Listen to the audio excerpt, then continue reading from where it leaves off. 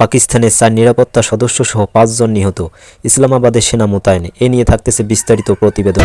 পাকিস্তানের 4 নিরাপত্তা সদস্য সহ 5 জন নিহত, ইসলামাবাদে সেনা মোতায়েন।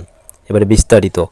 সাবেক প্রধানমন্ত্রী ইমরান খানের মুক্তি ও সরকারের পদত্যাগের দাবিতে পাকিস্তান নেহরিক ইসনাপের পিটিআই ডাকা ইসলামাবাদমুখী জনস্রোতে উত্তাল পাকিস্তানে আজ মঙ্গলবার 5 জন নিহত হওয়ার খবর পাওয়া গেছে। বিক্ষোভ মিছিলে কার্যত অবরুদ্ধ হয়ে পড়েছে দেশটির রাজধানী ইসলামাবাদ।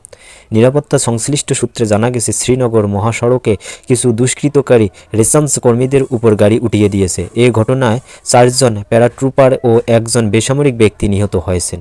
আহত হয়েছেন আরও 5 প্যারাট্রুপার ও 2 পুলিশ সদস্য।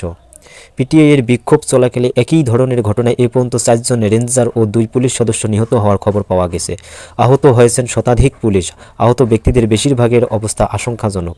নিরাপত্তা ঝুঁকি বিবেচনায় নিয়ে উত্তাল ইসলামাবাদের সংবিধানের 245 ধারা সক্রিয় করে সেনাবাহিনীর মোতায়েন করা হয়েছে। পরিস্থিতি অশান্ত করার যে কোনো চেষ্টা ও জঙ্গি তৎপরতা কঠোর হস্তে দমন করার নির্দেশ দেওয়া হয়েছে।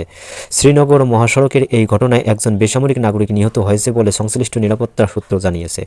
তার সহ 5টি মরদেহ স্থানীয় পিটিআইএমএস হাসপাতালে নেওয়া হয়েছে। হাসপাতালে থাকা এক পুলিশ কর্মকর্তার কাছে এ বিষয়ে জানতে চাইলে তিনি কোনো মন্তব্য করেননি।